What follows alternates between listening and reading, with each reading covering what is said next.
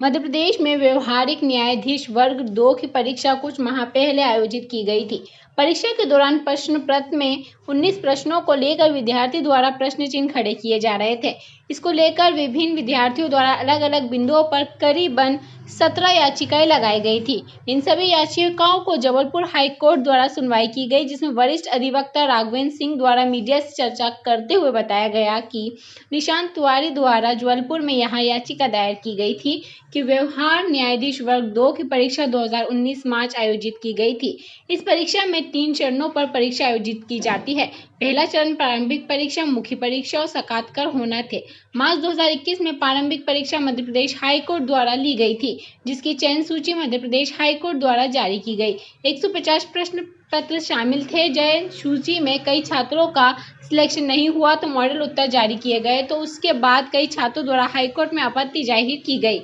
जितने minimum marks होते हैं उसके द्वारा चयन किया जाता है। जितने मिनिमम मार्क्स होते हैं, चयन समिति में कोई छात्र ने मिनिमम मार्क्स से बढ़ते हैं तो उसे इस परीक्षा में सम्मानित होने का अधिकार होगा। हाईकोर्ट के इस फैसले की काफी सराहना की जा रही है और इस फैसले से हजारों छात्रों में काफी उत्साह है और कई छात्रों द्वारा हाईकोर्ट का धन्यवाद भी दिया जा रहा है और हाईकोर्ट के इस फैसले से हाईकोर्ट के प्रति कई छात्रों का उत्साह बढ़ा है।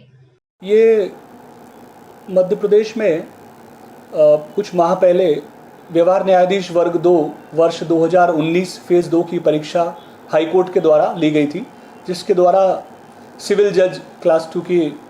कैंडिडेट्स को चुना जाना था। वह परीक्षा का 3 चरण में ऐसी परीक्षा होती है न्यायाधीश चुनने की, जिसमें प्रारंभिक परीक्षा, मुख्य परीक्षा और इंटरव्यू साक्षात्कार के बाद चयन होता है। मार्च 2021 में इस व्यवहार न्यायाधीश परीक्षा की प्रारंभिक परीक्षा हाईकोर्ट मध्य प्रदेश हाईकोर्ट के द्वारा ली गई, जिसकी चयन सूची प्रारंभिक परीक्षा की मई 2021 में हाईकोर्ट द्वारा जारी की गई। लगभग 150 प्रश्न थे, जिसमें हर प्रश्न का एक उत्तर और 1 मार्क था और 3 उत्तर उसके गलत होना चाहिए थे।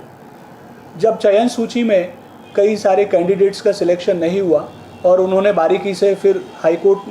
के द्वारा जो चयन सूची के संबंध में मॉडल आंसर की जारी की गई कि किस प्रश्न का क्या उत्तर उनके हिसाब से है,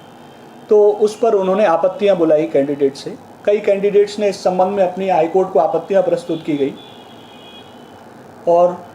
उन आपत्तियों का निराकरण हाईकोर्ट की एग्जामिनेशन समिति ने करते हुए और मई में एक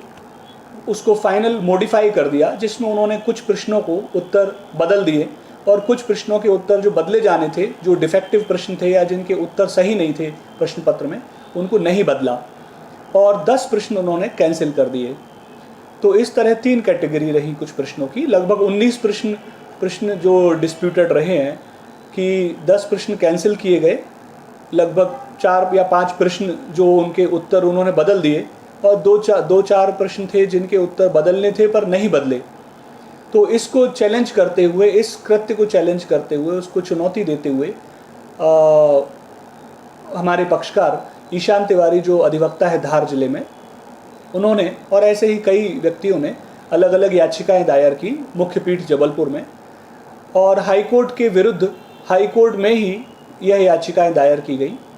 गौरतलब यह है कि इसमें 1 महीने के कम समय में भी हाईकोर्ट के द्वारा याचिकाओं में जवाब प्रस्तुत किया गया, उस पर याचिकाकर्ताओं के द्वारा खंडन प्रस्तुत किया गया एवं उसकी अंतिम सुनवाई होकर अंतिम फैसला ये टोटल 30 दिन के अंतर्गत ही हो गया है। मुख्य रूप से हाईकोर्ट ने अपना फैसला 14 जुलाई को यानी कल पारित किया है, जो कि 25 पेज का विस्तृत फैसला है और उसको अप्रूव्ड फॉर रिपोर्टिंग किया है, जिसका मतलब है पूरे देश में कानून की किताबों में, जर्नल्स में उसे छापा जाएगा और उसको एक नज़ीर बनाया गया है इस तरह के मामलों में। हाईकोर्ट ने मुख्य रूप से याचिकाओं को निराकृत करते वक्त यह फैसला दिया है कि 19 जो प्रश्न जिनमें विवाद है,